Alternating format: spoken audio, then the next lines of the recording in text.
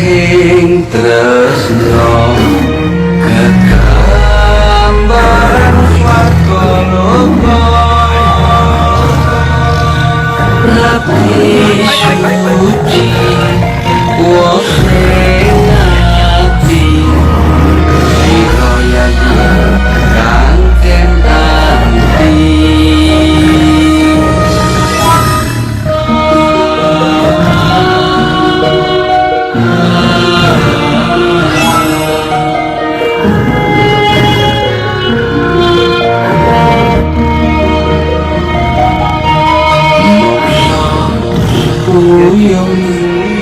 datan lewung sorot sira kang pinunjul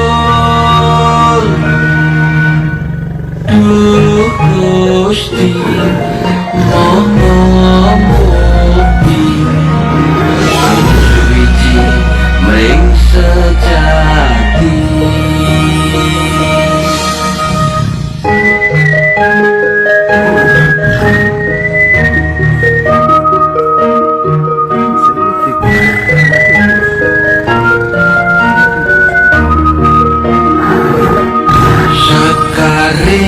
sonya ngumbak raka indah ing sira kang sun rasa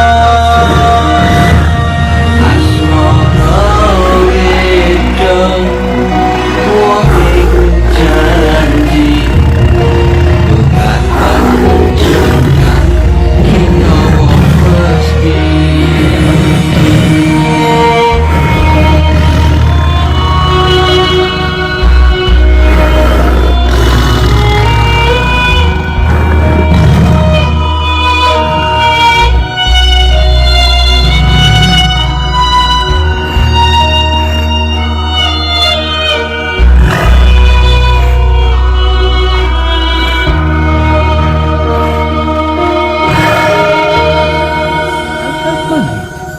Warti suksma rehing tresna kegambaran swarga loka Rapi suci wosing ati sira yayi kang tenanti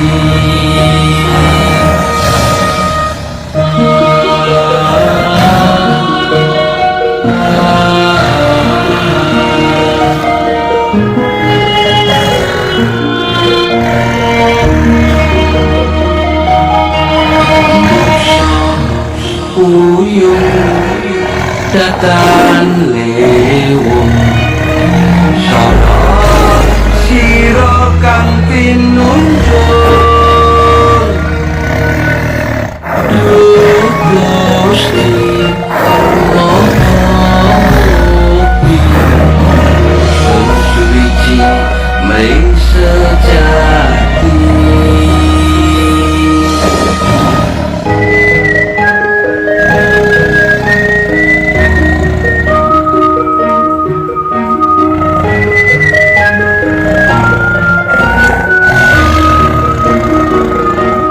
Sekaring sonya ngumbak raka indah ing sira kang sun rasa asmara wedang wong janji dukan panjenengan kinawa pasti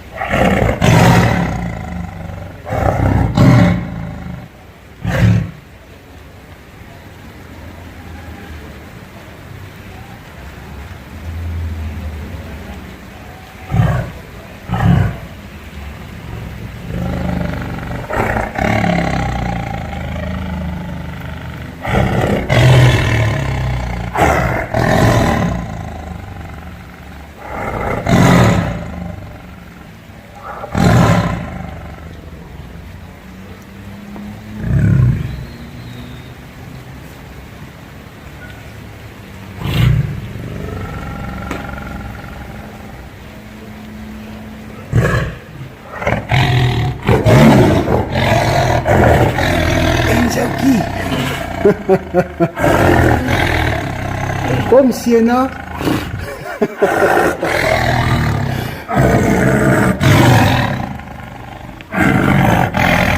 Kom Ensau Ki. Hari galungan itu adalah memuliakan para leluhur kita. Somnya budaya manusia dewa ya. Dharma dharmena ityau. Dharma itu yang menjadi tujuan yang tertinggi. Bebas daripada hal-hal yang menimbulkan huru-hara, kegaduhan dan sebagainya. Om Swastiastu. Salam Pancasila, merdeka kepada umat Dharma di seluruh Indonesia dimanapun berada, termasuk Tribuner yang saya sangat cintai. Semoga kita rahayu rahajeng dan kena sarang sami sehat walafiat dalam kondisi COVID-19 sekarang ini. Harapan saya supaya kita mampu mengatasi cobaan yang sedang melanda kita pada hari ini. Marilah kita mulai menenangkan pikiran untuk menyongsong hari besar agama kita yang disebut Galungan. Marilah kita simak, Galungan itu adalah hari kemenangan Dharma. Semoga juga kita menang dari segala cobaan-cobaan yang ditimbulkan dari COVID-19.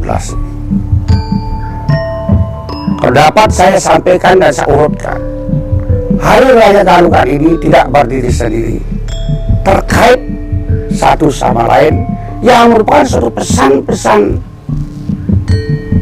teologi kepada kita. Di antaranya mulai masuk kepada hari Sugian Jawa, kemudian masuk ke hari Sugian Bali, kemudian yang disebut dengan penyekapan, penapian, penjajahan, kemudian penampakan Galungan, dan kemudian melanjut kepada Kuningan. Itu adalah satu rentetan pendalaman spiritual yang diberikan oleh ajaran leluhur kepada semua umat hidup yang ada di Nusantara ini.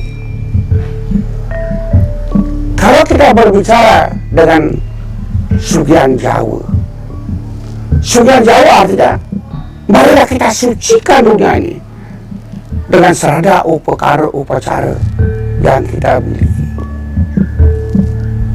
sehingga dunia ini warna agung makrokosmos ini benar-benar bebas dari polusi, bebas daripada hal-hal yang menimbulkan huru-hara, yang menimbulkan kegaduhan dan sebagainya. Mulai kita menyiapkan diri supaya kita siap melaksanakan dan menyongsong hari kemenangan ini. Setelah kita melaksanakan, berikutnya ada yang disebut Sugian Bali. Sugian Bali itu mari kita sucikan diri kita, mari kita bersihkan diri kita, supaya Buana Agung dan Buana Alit betul-betul bersih dan sinkron. Karena kita diajari oleh leluhur kita, antara Buana Agung dan Buana Alit adalah sama, antara Buana Alit dan Buana Agung adalah sama. Biar kemet, karena kita adalah agama yang mengacu kepada kondisi alam mengalir demikian rupa. Kemudian dilanjutkan lagi, ada hari penyekapan. Marilah kita betul-betul mampu nyekun mengendalikan trikaya parisuda. Berpikir kita usahakan yang benar, berkata kita usahakan yang benar, kalau berperilaku kita usahakan yang benar. Kita fokuskan, kita arahkan kepada nilai-nilai persatuan dan kesatuan, nilai-nilai persaudaraan, nilai-nilai kasih sayang, supaya betul-betul hayat suci Weda kita mengadopsi apa yang kita lakukan adalah Wasudewa Kutumpakam, bahwa kita semuanya bersaudara, tidak ada siapapun. Yang kita fokuskan adalah berjenjang, mulai keluarga, masyarakat, kemudian penguyuban yang dilakukan bangsa dan negara dalam bukan Hindu Dharma yang tercangkup dalam Nusantara. Tapi bukan di situ saja kita merasa bersaudara. Saudara-saudara kita di luar Nusantara, di dunia ini adalah saudara kita. Sebab kita semuanya memuliakan Ida Sang Hyang, semuanya ingin memenangkan Dharma ini. Hanya Dharma lah yang dapat menguasai segalanya. Dharma, Dharmena, Itihahur. Dharma itu yang menjadi tujuan yang tertinggi. Dan ada sloka yang mengatakan, Dharma Raksata, Dharma Raksita. Siapa yang akan melaksanakan Dharma, dia akan dilindungi oleh Dharma. Maka inilah maksud dari perhitungan. Kalau kita lebih mendetail memberikan definisi, lebih detail kita memahami dalam pengertian yang lebih global dan universal, baru kita siap menyongsong hari kemenangan yang disebut dengan penampahan. Nampe, menerima, siap. Di situ kita merasakan upacara yang paling sederhana adalah Mabiokon. Pada umumnya yang khusus saja yang Mabiokon. Tetapi kita sudah mengerti emansipasi, bahwa kita pun mempunyai peran, baik dalam kondisi merdeka, baik dalam jauh sebelumnya. Inilah penampakan. Kemudian selanjutnya, barulah hari Galungan. Hari Galungan itu adalah memuliakan para leluhur kita. Sebab kita mempunyai suatu pemahaman, keesaan kita menyusun yang ini. Namun tidak lupa kita perlu seperti apa yang disampaikan dalam Ramayana, Sang Dasrata, Wedoh Reng Wedo, Bakti Deng Demo, Taramalu Pengki Terpuja, Asyik Deswogo Terpuja. Bahwa saja Sang Dasrata sangat cerdas, sangat pascat dari isi Weda. Namun bukan hanya isi Weda saja yang dipahami oleh Sang Dasrata, tidak diaplikasikan. Itu bukan budaya Nusantara. Maka di samping beliau cerdas dalam isi daripada Weda itu, mereka tidak pernah lupa kepada para dewa dan tidak pernah melupakan para petani yang disebut leluhur ini. Inilah baru yang kita sebut berjenjang, mulai daripada gods yang ini, divine of God, sinar daripada yang ini, dan gods of God adalah kekuatan dari Sang Hyang, yang pada intinya itu adalah God. Filsafat itu sudah teraplikasi di dalam Sangkaka Bulan, di dalam Batara Yang Guru, di tengah adalah Siwa Guru, kiri kanan adalah Dewa. Inilah konsep Moksartem, Wisitam Sriyah Inti Sriyasah, yang ditinggalkan kita sebagai manusia, sebagai penyusun yang bakti, sebagai bakta, supaya gemet dengan swece bakti bertemu kelawan swece ketemu kelawan bakti. Maka kita, marilah kita ingat menyamu beraya masa meton melayah gigi sampunang bertengkar. Itulah pesan yang digariskan oleh leluhur kita dari turun temurun, bahwa nyengalah Indonesia nenena, nyengalah Bali nenena, karena tidak lajak makaca. Ibaratnya suatu kolam. Di dalam kolam itu ada air, ada ikan, ada tunjung telagai. Marilah kita pelihara kolam itu supaya menjadi jernih, sudah airnya bermanfaat dengan orang lain dan diri kita, supaya tunjung itu bermanfaat untuk kepentingan secara bakti ritual, dan ikannya bisa kita lengkapi untuk menjadi pelengkap daripada upacara itu maupun suatu tambahan gizi buat kita sebagai manusia. Jangan dikeruhkan kolam itu, jangan diaduk kolam itu. Mari kita pelihara sebaik-baiknya sehingga betul-betul kolam ini bermanfaat bagi kita, bagi manusia dan internasional. Hanya di sini mampukah kita menunjukkan suatu menu, sehingga orang lain butuh, sehingga orang lain tidak keluar dari lingkaran keyakinan kita. Inilah menjadi suatu tanya besar yang harus kita tidak lanjuti. Apabila kita mampu menindaklanjuti, nah pada waktu hari raya Gandulan itulah kita menyapa para leluhur kita. Betari-betari iblis yang dewasa. Tetapi jangan lupa, jangan kita taruh egois sektoral pada diri sendiri. Maka di hari raya Gandulan itu ada satu kegiatan yang disebut Tirtayatra, ngaturan untuk karya sekasidan kekayaan tiga. Bila-bila lebih kesan kekayaan negara untuk kita mengingatkan di samping leluhur kita yang mengadakan kita yang tanah anda pas jadi di sana nanti sehingga berumadi dari manusia manumadi manulekse manunggal dari desa di mana mudah buat. Inilah kemenangan yang kita tanamkan dari kita, bukan kemenangan dari mengalahkan musuh di luar diri kita, tapi kalahkanlah musuh yang di dalam diri kita. Pernahkah kita memotong binatang yang ada di dalam diri kita?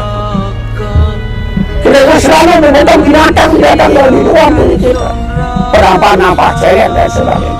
Itu sayogianya untuk perlengkap dan Banten. Tapi yang paling prinsip, pada kita memotong binatang yang ada dalam diri kita. Bisa saya contoh, pernah kita memotong, meniadakan membunuh kuda yang ada dalam diri kita, yang selalu positif type, yang selalu mengadakan suatu kepastian bahwa rugi tidak pernah dipikir, yang selalu berpikir untung tapi rugi tidak pernah dipikir. Di mana sikapnya sudah dengan berjalan tegak gagah dan sebagainya. Dan kemudian pernah kita berpikir tiadakanlah satu kodok yang ada dalam diri kita, kodok yang selalu bongkek bisa berbicara saja, tidak tahu bagaimana orang merasa tersium atau tidak. Padahal kita memikirkan sejauh itu? Padahal kita memikirkan badak yang ada dalam diri kita, kulitnya tebal, tidak kenal malu, asal kepentingannya terpenuhi, bahagia jelek, semua kuliah, orang tangan gedangnya. Padahal kita menjalankan hal yang seperti itu. Di mana sifat monyet selalu mengambil paling tahu, tapi sama dia tidak tahu yang namanya fisiopat. Padahal kita menghilangkan hal demikian itu. Padahal kita menghilangkan ada yang namanya kancil yang dalam diri kita. Selalu bertanya sebagainya. Padahal kita menanya orang diri kita ke dalam, jangan bertanya keluar saja. Yang kedek, kalau ada ini. Padahal kita berbicara check and balancing. Kemudian, padahal kita memotong ladak yang ada dalam diri kita. Dia baru merasa terganggu, lewat dengan bulu-bulunya yang tajam. Padahal kita membenahi diri kita dengan bulu-bulu itu untuk mempersenjatai diri kita, untuk kita step progress maju ke depan dengan betul-betul Bapak mengatakan, ini dadaku, mana dadamu? Inilah, ini aku orang Hindu, kami hormat kepada siapapun, asal kau hormat juga kepadaku.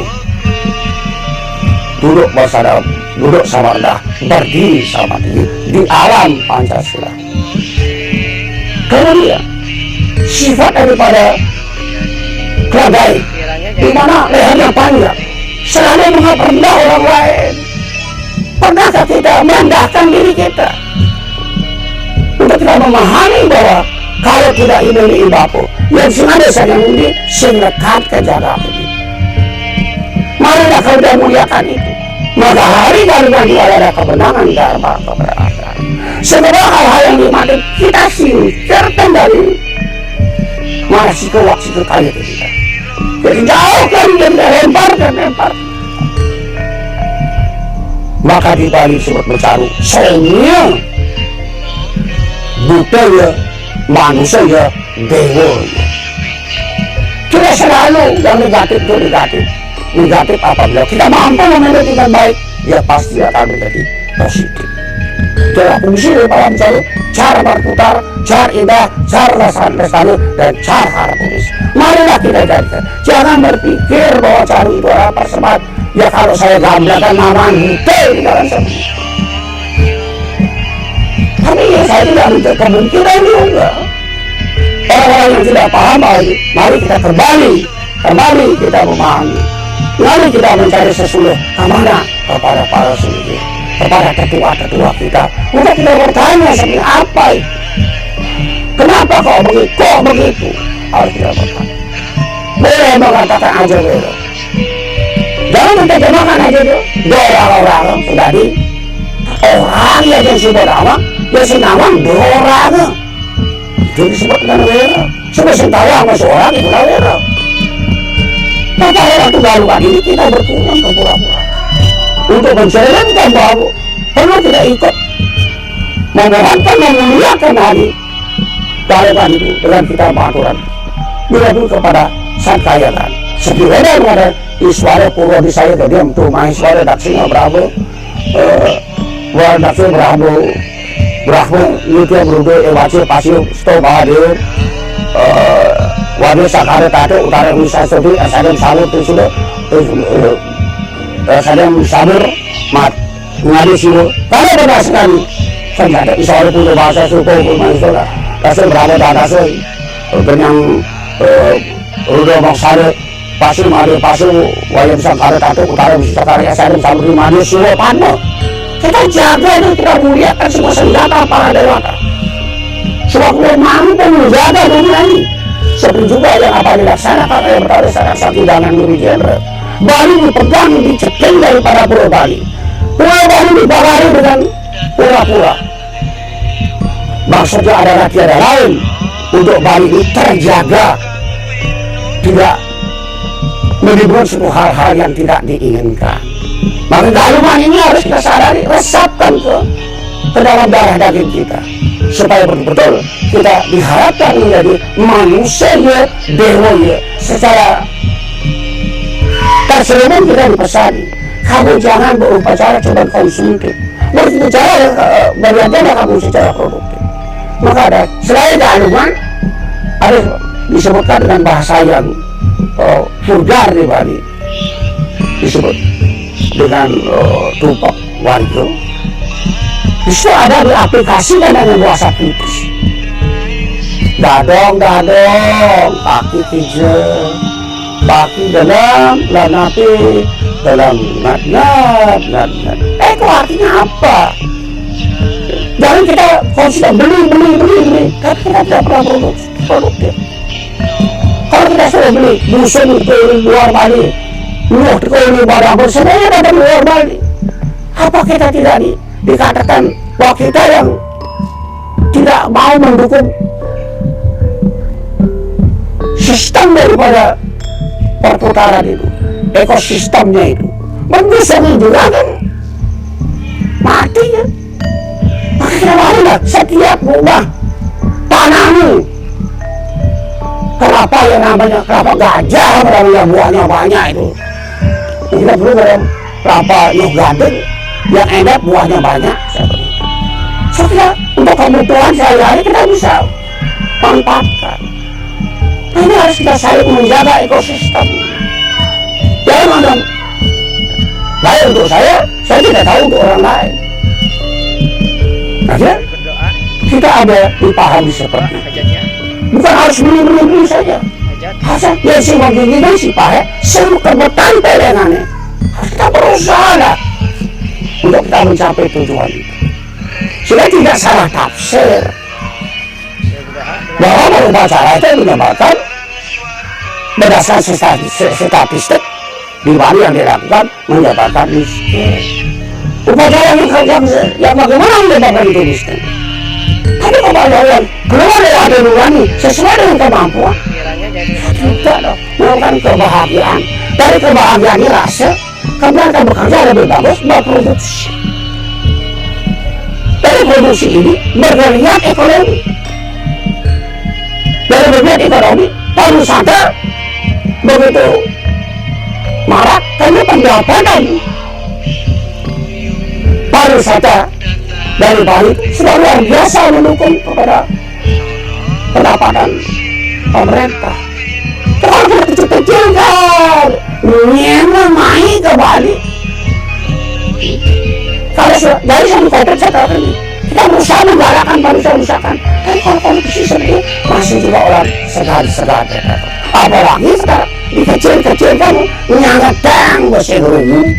Karena Bali tidak punya produksi tambang gas, tambang tembaga, tambang sekarang Bali tidak punya tambang emas. Bali hanya punya tambang budaya. Maka itulah mari kita pertahankan budaya kita yang tersohor ke seluruh dunia. Ada selesai di Bandungan, oke berkembang menjadi kuningan. Para leluhur akan kembali kepada alamnya. Kaki-kaki semua melakukan nasi kuning, mau rempah-rempah pada tamiang dan sebagainya, terbawa kembali. Demikian berita populer di Tribun Bali. Baca berita selengkapnya di www.tribunbali.com. Baca juga kalau dan jangan lupa follow, like, comment, dan share postnya di Instagram dan YouTube. Sedikit pun tak tersisa. Sadar kita terpaksa menyesal. Perlawanan ini tak perlu dianggap kawan. Hanya tanggung jawab. Indonesia negeri tercinta, ada hukum bagi pemilik tahta. Kami yang biasa memandang sebelah mata, jadi tumbal hukum bagi sang raja.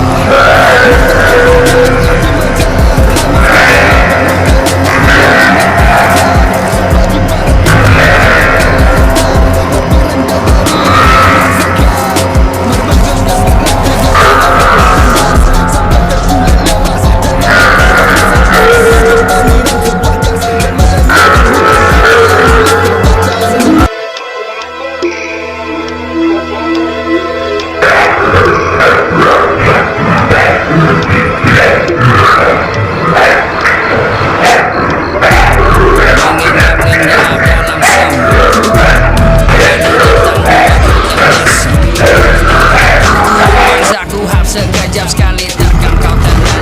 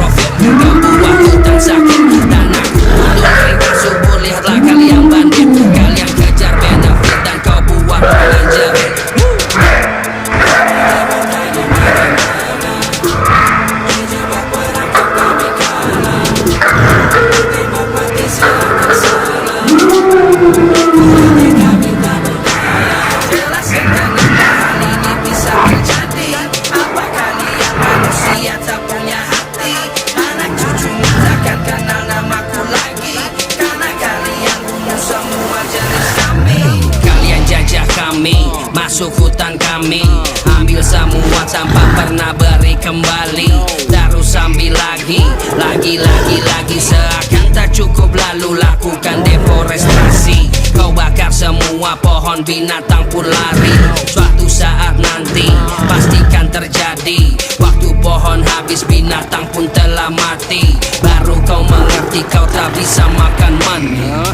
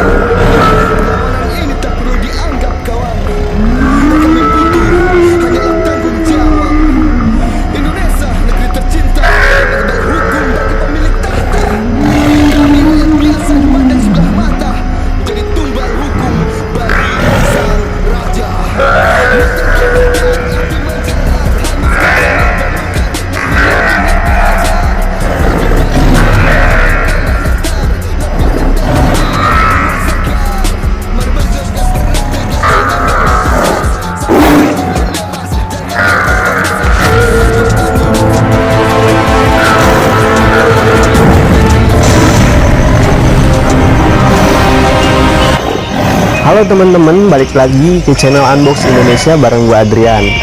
Akhir-akhir ini, Gunung Anak Krakatau aktivitasnya sangat mengkhawatirkan. Nah, kali ini tim Unbox Indonesia sudah berhasil merangkum informasi mengenai Anak Krakatau untuk kalian.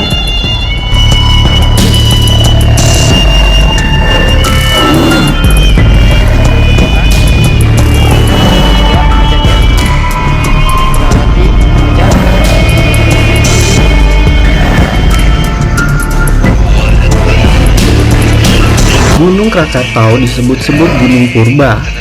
Gunung yang berada di bawah laut Selat Sunda ini pernah meletus dengan dahsyat pada 1883. Sejak saat itu gunung ini dikenal dunia karena letusannya.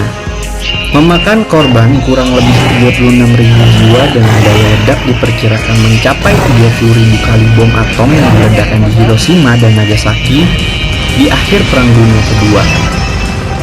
Ledakan Krakatau ini sebenarnya masih kalah dibandingkan dengan letusan Gunung Toba dan Gunung Tambora di Indonesia, Gunung berapi Taupo di Selandia Baru, dan Gunung Katmai di Alaska. Namun gunung-gunung tersebut meletus jauh pada masa ketika populasi manusia masih sangat sedikit. Sementara Gunung Krakatau meletus pada saat era modern dimulai dan populasi manusia sudah cukup padat. Awal modernisasi ilmu sains dan teknologi telah berkembang, telegraf sudah ditemukan, dan kabel bawah laut sudah dipasang. Dengan demikian, dapat dikatakan bahwa saat itu letusan ini menjadi satu-satunya letusan gunung api yang paling besar dan paling mematikan di era modern sepanjang peradaban manusia. Melihat kawasan Gunung Krakatau di Selat Sunda, para ahli memperkirakan bahwa pada masa purba terdapat gunung yang sangat besar di Selat Sunda, yang akhirnya meletus dahsyat dan menyisakan sebuah kaldera atau kawah besar yang disebut Gunung Krakatau Purba. Merupakan induk dari Gunung Krakatau yang meletus pada 1883, gunung ini disusun dari bebatuan andesitik. Letusan Krakatau Purba diperkirakan pada tahun 416 Masehi. Mungkin dapat ditafsirkan dari kitab Pendalangan Pusaka Raja Purwa yang berbunyi, ada suara guntur yang menggelegar berasal dari Gunung Batuara. Ada pula goncangan bumi yang menakutkan. Kegelapan total, petir dan kilat. Kemudian datanglah badai angin dan hujan yang mengerikan, dan seluruh badai menggelapkan seluruh dunia. Sebuah banjir besar datang dari Gunung Batuara dan mengalir ke timur menuju Gunung Kamula. Ketika air menenggelamkannya, Pulau Jawa terpisah menjadi dua, menciptakan Pulau Sumatera. Pakar geologi Vironius Escher dan beberapa ahli lainnya berpendapat bahwa kejadian alam yang diceritakan berasal dari Gunung Krakatau Purba, yang dalam teks berarti disebut Gunung Batuara. Menurut Pustaka Raja Purwa, tinggi Krakatau Purba ini mencapai 2000 meter di atas permukaan laut, dan lingkar pantainya mencapai 11 km.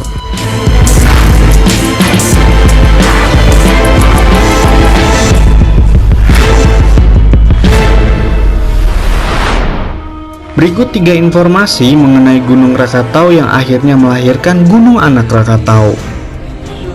Yang pertama, asal-muasal Gunung Krakatau.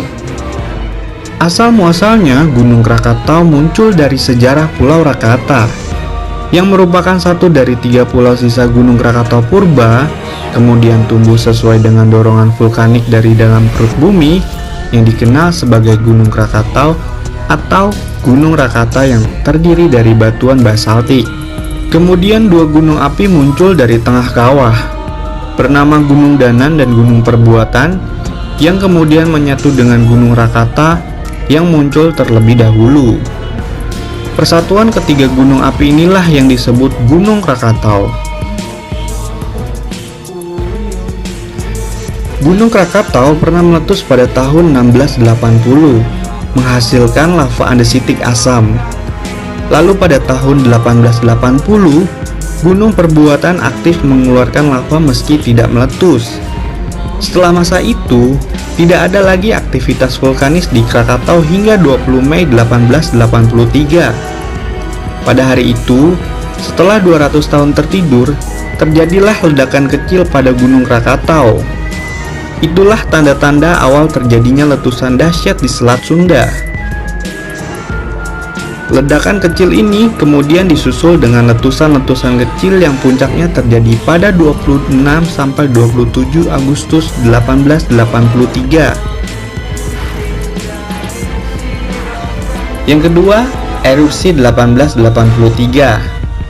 Tepat jam 10:20 pada hari Senin 27 Agustus 1883, terjadilah ledakan pada gunung tersebut.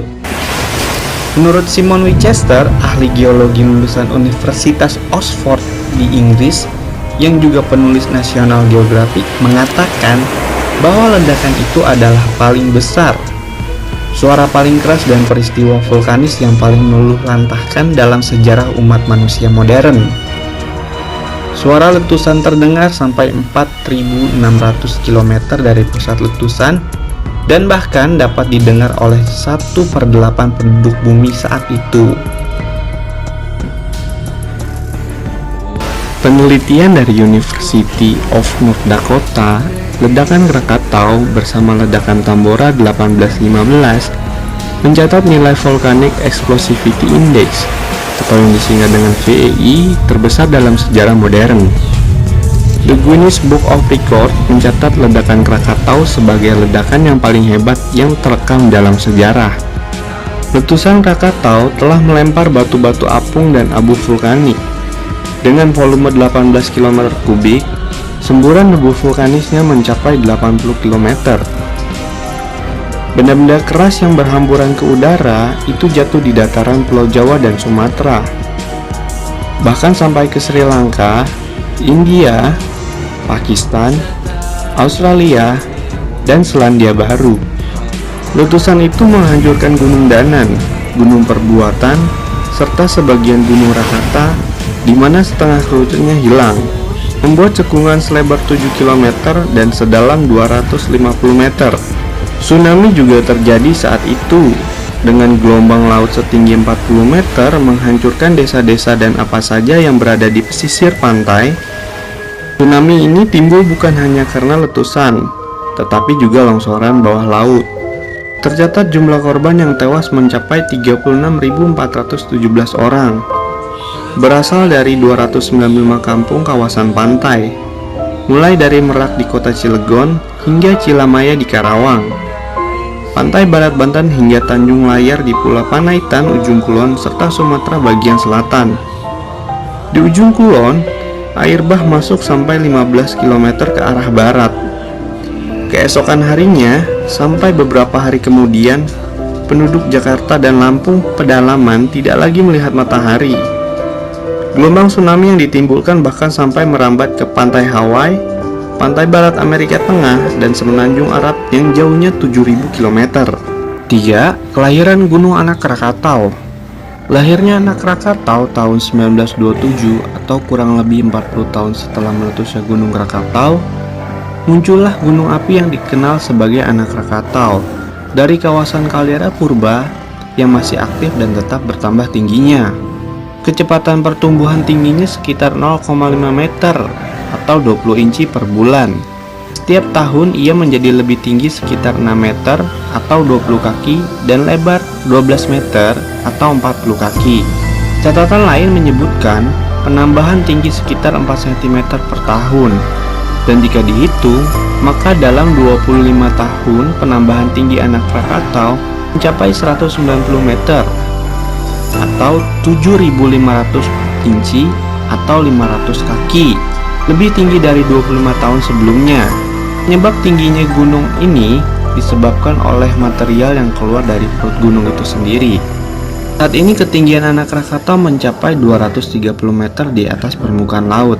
Sementara Gunung Krakatau sebelumnya memiliki tinggi 813 meter dari permukaan laut.